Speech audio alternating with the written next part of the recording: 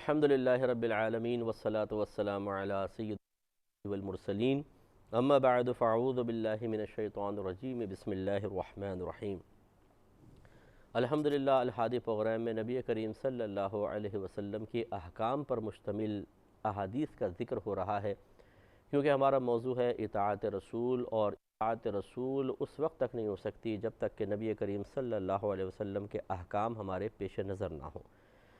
جب احکام ہمارے سامنے ہوں گے تو پھر ہم ان کی روشنی میں اپنا احتساب کر سکتے ہیں کہ میں اس پر عمل پیرا ہوں یا نہیں۔ اور اگر اندر سے آواز آتی ہے، ہمارا دل کہتا ہے، ہمارا ذہن کہتا ہے کہ آپ عمل پیرا نہیں ہیں، پھر ہم اس کو اختیار کریں گے۔ تو یہی سرکار کے حکم کے جواب میں اس حکم کے تقاضے کے مطابق عمل اختیار کرنا اطاعت ہوتا ہے، پھر ہم اطاعت کرنے میں کامیاب ہو جائیں گے۔ اور اچھی طرح یاد رکھیں کہ یہ اطاعت مشکل بہت ہے، لیکن اللہ نے اس کے انعام بھی بہت بڑا رکھا ہے۔ وَمَن يُطِعِ اللَّهَ وَالرَّسُولَ فَأُولَٰئِكَ مَعَ الَّذِينَ أَنْعَمَ اللَّهُ عَلَيْهِمْ مِنَ النَّبِيِّينَ وَالصِّدِّيقِينَ وَالشُّهَدَاءِ وَالصَّالِحِينَ وَحَسُنَ أُولَٰئِكَ رَفِيقًا۔ اللہ تعالیٰ فرماتا ہے جو اللہ تعالیٰ اس کے رسول کی اطاعت کرے تو وہ ان لوگوں کے ساتھ ہوگا جن پر اللہ نے اپنا انعام فرمایا۔ وہ کون لوگ ہیں؟ فرمایا یعنی انبیاء علیہم السلام، صدیقین، شہداء اور نیک لوگ۔ اور یہ کیا ہی اچھے ساتھی ہیں۔ تو کتنی خوبصورت یہ آیت ہے کہ اللہ تبارک و تعالیٰ نے اس میں نشاندہی فرمائی کہ عمل تو مشکل ہے، لیکن جب کوئی مزدور سخت محنت والا لیکن ہنرمندی کے ساتھ کام کرتا ہے تو اجرت اس کو اتنی ہی خوبصورت اور پیاری ملتی ہے۔ تو اسی طریقے سے ایک آزادانہ زندگی گزارنا کہ بھئی کوئی ٹینشن نہ ہو، مجھے یہ نہ کہو یہ نہ دیکھو وہ نہ دیکھو، یہ دیکھ سکتے ہو وہ نہیں دیکھ سکتے، یہ سن سکتے ہو وہ نہیں سن سکتے، یہ سوچ سکتے ہو وہ نہیں سوچ سکتے، یہ بول سکتے ہو یہ بولنا منع ہے، اسے چھو سکتے ہو اس کو چھونا حرام ہے، یہاں جا سکتے ہو یہاں جانا حرام ہے، یہ کام کر سکتے ہو یہ کام کرنا ناجائز ہے، یہ کما سکتے ہو اس کا کمانا منع ہے۔ یوں نہ کرو، ہمیں آزادانہ زندگی۔ اور ہمارے پاکستان والے تو غالباً اپنے عملی طور پہ یوں کہیں گے کہ ہم تو جی آزادانہ زندگی گزار رہے ہیں، بہت زیادہ، نہ ٹیکس دیتے ہیں، نہ سگنلز کی ہم کوئی پرواہ کرتے ہیں، نہ ون وے کو ہم دیکھتے ہیں، جہاں پہ لکھا ہوتا ہے خاص طور پہ ون وے اس کے نیچے سے ضرور نکلیں گے، جہاں لکھا ہوگا پیشاب کرنا منع ہے اسی دیوار پہ ضرور پیشاب کریں گے، جہاں لکھا ہوگا برائے مہربانی کچرا نہ پھینکیں اس پہ ضرور کچرا پھینکا جائے گا۔ اتنی آزادی، تو پھر ہم آزادی پسند ہوتے ہیں تو معاذ اللہ ثم معاذ اللہ شریعت پر عمل پیرا ہونا بڑا گراں گزرتا ہے۔ لیکن یہ مومنانہ خصلت نہیں ہے۔ میرے آقا صلی اللہ علیہ وسلم نے ارشاد فرمایا دنیا مومن کے لیے قید خانہ اور کافر کے لیے جنت ہے۔ یعنی کافر کو یہاں کوئی فکر نہیں ہوگی، فاقہ نہیں ہوگا، پریشانی نہیں، ٹینشن نہیں، کیونکہ وہ اللہ کی اطاعت نہیں کرتا ہے، تو اس کو یہ جنت محسوس ہوگی۔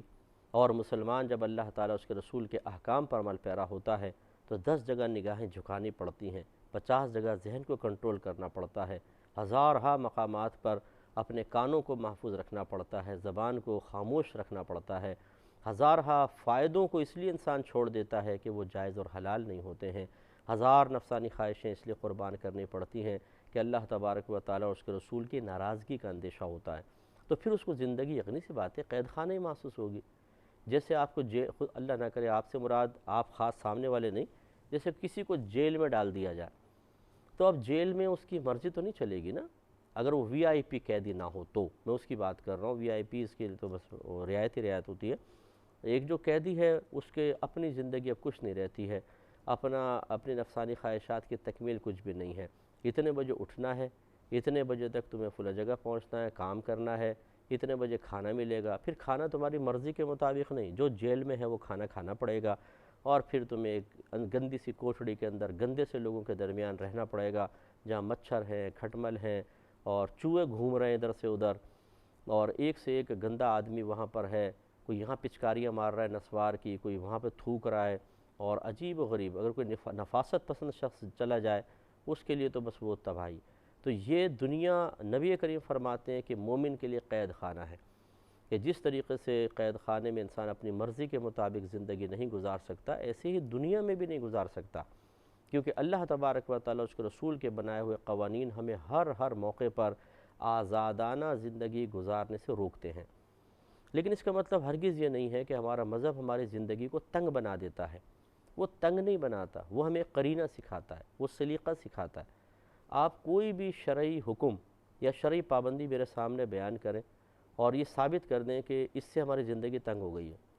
تنگ نہیں ہوئی ہوگی، بلکہ اس سے آپ کی زندگی میں نکھار پیدا ہوگا، ایک سلیقہ، ایک تنظیم، ایک نظام پیدا ہوگا۔ جب آپ اس پہ عمل پیرا ہوں گے تو آپ کی ذات سے 50 کو فائدہ ہوگا، نقصان کسی کو نہیں ہوگا۔ لیکن جب ہم شرعی ان پابندیوں کو چھوڑتے ہیں پھر نقصانات شروع ہوتے ہیں۔ آپ مطلب یہ میری موضوع بحث نہیں، ورنہ میں اس پہ آپ کو سینکڑوں مثالیں دے سکتا ہوں کہ جب ہم شریعت کی پابندی کو چھوڑتے ہیں تو پھر ہم یہ کہتے ہیں کہ جی شریعت کی پابندی میں تکلیف ہے، دیکھو زندگی ہماری مقید سی کر دی۔ مقید نہیں کیا، آپ کو ایک سلیقہ سکھایا ہے، ایک راستہ دیا ہے، بہت خوبصورت راستہ جس میں کانٹے نہیں ہیں، جس میں گڑھے نہیں ہیں، جن میں جنگلی جانور نہ ہوں، ایسا راستہ۔ اور اگر آپ اس کو سمجھتے ہیں یہ قید ہے اور آزادانہ زندگی گزارتے ہیں تو آپ ایک ایسے راستے پہ نکل کھڑے ہوتے ہیں جس میں گڑھے ہیں، جہاں پہ اطراف میں کانٹے ہیں، جہاں پہ موذی درندے ہیں، کوئی بھی آپ کو ہلاک کرے گا یا آپ کسی کے لیے ہلاکت کا باعث بنیں گے، اس لیے سمجھنا چاہیے۔ تو ہم آپ کی خدمت میں وہ احادیث عرض کر رہے ہیں کہ جن احادیث کو ہم سنیں اور اپنی زندگی پر اس کو نافذ کریں تو پھر ایسا ہوگا کہ نفس کو یہ محسوس ہوگا کہ نہیں یار اب تو بڑی سخت زندگی ہو گئی ہے، لیکن حقیقتاً وہ سخت زندگی نہیں ہوگی بلکہ وہ ماشاءاللہ بہت اچھی زندگی ہوگی۔ میں ایک چھوٹی سی مثال دے کے حدیث کی طرف آتا ہوں۔ آپ کو اگر فوج میں جانے کا شوق ہو تو آپ اپنے گھر میں جو فی الحال زندگی گزار رہے ہیں وہ بڑی اچھی زندگی ہے۔ صبح جتنی دیر میں اٹھو، رات کو جتنی دیر میں گھر واپس آؤ، محنت کرو نہ کرو، کسی دن زیادہ کر لو، کسی دن کچھ بھی نہ کرو، سب چلتا ہے اور لائف بڑی آپ کو ایسی محسوس ہوگی کہ بہت اچھی ہے۔ لیکن جب آپ فوج میں چلے جائیں گے تو پھر ڈسپلن ہے، پھر ہر چیز کا ایک قرینہ ہے، پھر وقت پہ آپ کو اٹھنا ہے، پھر آپ کو محنت کرنی ہے، ورزش کرنی ہے اور ٹریننگ لینی ہے، تکلیفیں سہنی ہیں تمام۔ اور پھر یہ ایک دو دن کا نہیں، جب تک آپ فوج میں تمام آپ کو اس طرح کرنا ہی ہوگا۔ لیکن کیا ایک فوجی کی زندگی، کوئی فوجی یہ کہتا ہے یار میں کہاں کے پھنس گیا، میں تو بالکل نہیں، وہ سمجھتے ہیں کہ یہ ہمارا ایک مقصد ہے، ہم اس سخت لائف میں رہیں گے تو ملک کا دفاع ہوتا ہے، معصوم اور انوسنٹ جتنے ہمارے ہم وطن ہیں ان کی حفاظت کا فریضہ ہم سر انجام دیتے ہیں، اور ملک پر میلی نظر ڈالنے والوں کی آنکھیں نکالنا اسی وقت ممکن ہے کہ جب ہم اس سخت زندگی میں اپنے آپ کو رکھیں۔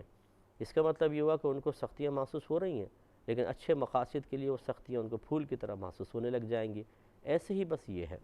کہ جب ایک مسلمان اپنے مذہبی راستے سے ہٹ کے چل رہا ہوتا ہے بڑا پرسکون رہتا ہے، لیکن جب وہ مذہب کی طرف آتا ہے، تعلیمات پر عمل پیرا ہونا،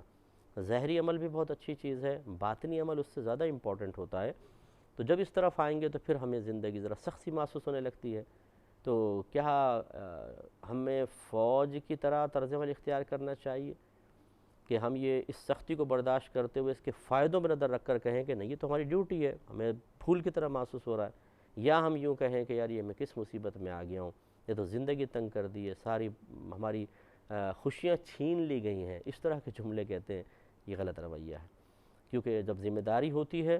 تو اس ذمہ داری کو نبھانا پڑتا ہے، اور اسی ذمہ داری کو صحیح طرح سر انجام دینے پر ہی آخرت میں انعام ملتا ہے۔ تو اس لیے مذہب اسلام ہمیں پابندی کی طرف لاتا ہے، لیکن وہ پابندیاں ایسی نہیں ہیں کہ زندگی ہماری تنگ ہو جائے، وہ ہمیں محسوس ہوتی ہے کیونکہ ہم شتر بے مہار ہوتے ہیں۔ اگر ایک آپ کے پاس گھوڑا ہو، اونٹ ہو، فرض کر لیں اللہ اس کو بولنے کی طاقت دے دے، اب آپ چاہتے ہیں اونٹ کے اوپر سامان لاد کر میں ایک جگہ سے دوسری جگہ لے کے جاؤں، گھوڑے پہ بیٹھ کر سفر کروں یا اور کاموں میں استعمال کروں، اور گدھا بھی آپ کے پاس ہو، اس کو بھی آپ ایسے اس کو سامان اٹھواتے ہیں وغیرہ وغیرہ، بیل ہے جس سے ہل چلاتے ہیں مثال کے طور پہ، اب ان کو قوت گویائی مل جائے اور یہ کہیں کہ تم نے ہماری زندگی تنگ کر رکھی ہے۔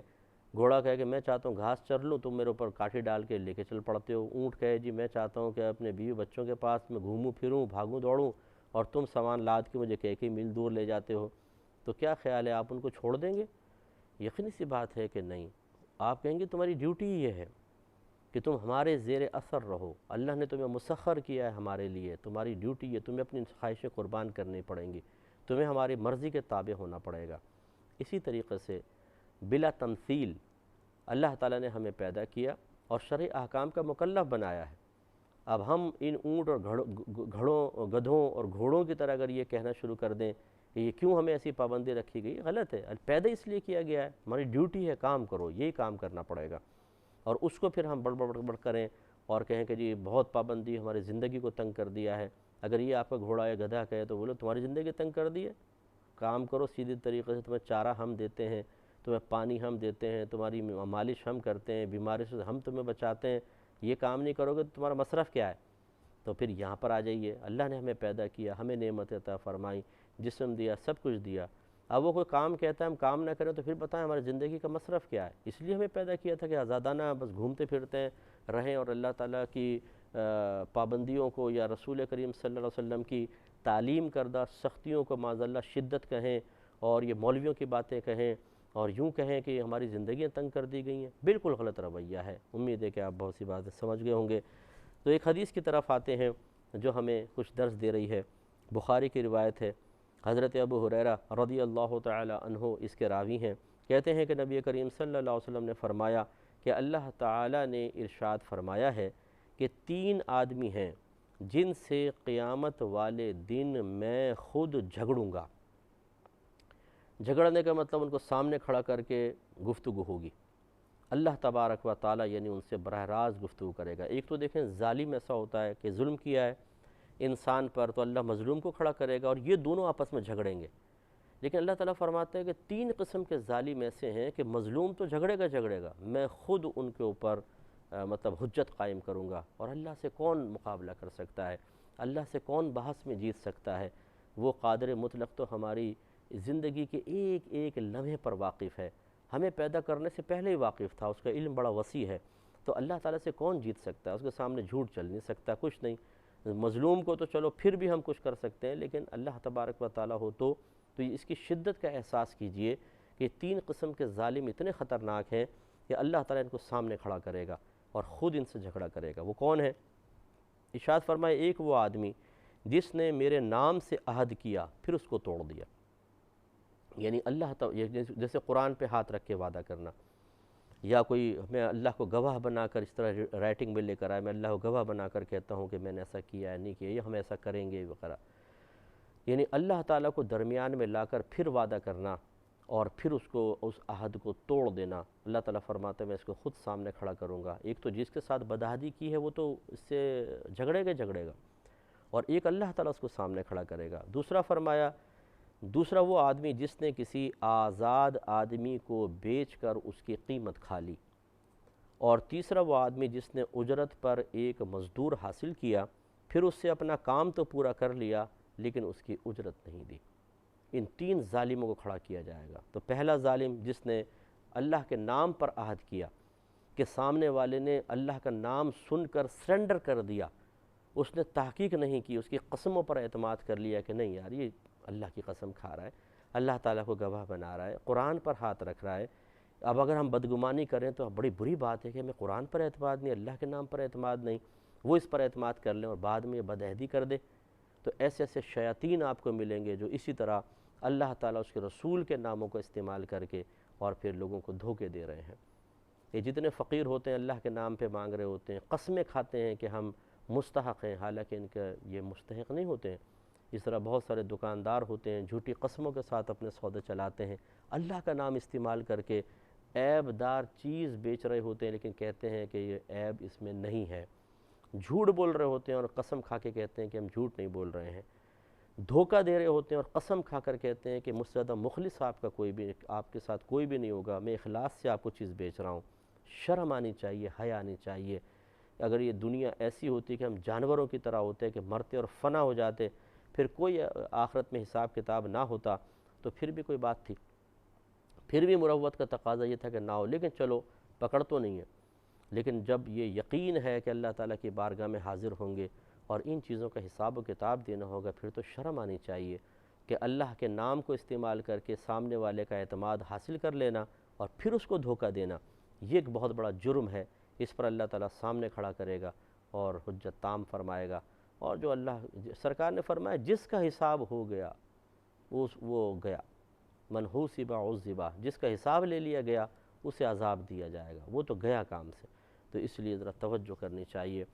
میرے کوئی بھی ایسے بھائی بہن جو سامنے والے کا اعتماد حاصل کرنے کے لیے اللہ تعالیٰ اس کے رسول کے نام کو استعمال کرتے ہیں اور پھر سامنے والے کو دھوکہ دیتے ہیں، اور ارادہ بھی یہ ہوتا ہے کہ اس کو لوٹنا ہے، دھوکہ دینا ہے، وہ شرم کریں، حیا کریں اور عذابات قبر کو اپنے ذہن میں لے کر آئیں جہاں ہماری چیخیں سننے والا بھی کوئی نہیں ہوگا۔ اتنے شدید عذابات ہیں کہ الاوان والحفیظ کہ انسانی طاقت سے تو باہر ہے ان کی برداشت، لیکن اللہ تعالیٰ وہاں برداشت تو خیر نہیں ہوں گے، لیکن انسانی طاقت ایسی ہوگی کہ موت نہیں آئے گی، کیونکہ اللہ تعالیٰ نے پھر ایسے ہی آخرت کو تو ایسا رکھا ہے، ایک دفعہ موت کا جھٹکا آ گیا تو پھر موت نہیں ہے، پھر ہمیشہ ہمیشہ کی زندگی ہے۔ تو اس لیے یہاں دنیا میں تو گاڑی ٹکر مارے، زیادہ زور سے لگ جائے، برداشت سے زیادہ تو ختم، انسان ختم ہو جاتا ہے اور اس کے ساتھ ہی تکلیف بھی ختم ہو جاتی ہے۔ لیکن آخرت کی تکلیف ان جھٹکوں سے، ان ٹکروں سے، ان دھماکوں سے کہیں زیادہ ہے، اور المیہ یہ ہے کہ موت نہیں ہے۔ اب آپ سوچئے کہ کس قدر انسان تکلیف میں ہوگا۔ دوسرا سرکار نے فرمایا جس نے کسی آزاد آدمی کو بیچ کر اس کی قیمت کھا لی، آج یہ بھی ہو رہا ہے، یعنی ہیومن ٹریفنگ کے جو معاملات ہیں کہ جو جس طریقے سے ٹریفکنگ ہو رہی ہے کہ اسمگلنگ جس کو آپ کہتے ہیں، انسانوں کی اسمگلنگ۔ ابھی میں ایک پروگرام دیکھ رہا تھا، ہمارے ایئر وائس سے آتا ہے کہ اپنی بیٹی کو ایک آدمی نے بیچ دیا ایک آدمی کے ہاتھ میں۔ آپ اندازہ کریں کہ آزاد آدمی کو بیچنا، یعنی کسی کے ہاتھ جب ہم بیچ دیتے ہیں تو گویا کہ اب ہمارے نبی کریم صلی اللہ علیہ وسلم نے تو جو حقیقی غلام تھے اس غلامی کے تصور کو ختم فرمایا۔ ارشاد فرمایا جس نے کسی غلام کو آزاد کیا، جتنا حصہ آزاد کرے گا اللہ تعالیٰ اس شخص کے اتنے ہی جسمانی حصے کو جہنم کی آگ سے آزاد فرما دے گا۔ گویا کہ اگر آپ نے پورا غلام آزاد کیا، اللہ تعالیٰ آپ کو جہنم کی آگ سے آزاد کر دے گا۔ جب یہ ترغیبات ہوئیں تو لوگوں نے غلام خرید کر ان کو آزاد کیا ہے تاکہ ہم جہنم کی آگ سے آزاد ہو جائیں۔ اس طرح میرے آقا نے غلامی کے تصور کو ختم کیا ہے، اور ہم یہاں آزاد آدمی کو غلام بنا رہے ہوں۔ آپ سوچئے ذرا، اس پہ انشاءاللہ کلام کریں گے، لیکن نیکسٹ پروگرام میں وآخر دعوانا ان الحمدللہ رب العالمین۔ میں بہک سکوں یہ مجال کیا، میرا رہنما کوئی اور ہے۔ میں بہک سکوں یہ مجال کیا، میرا رہنما کوئی اور ہے۔ میں بہک سکوں یہ مجال کیا، میرا رہنما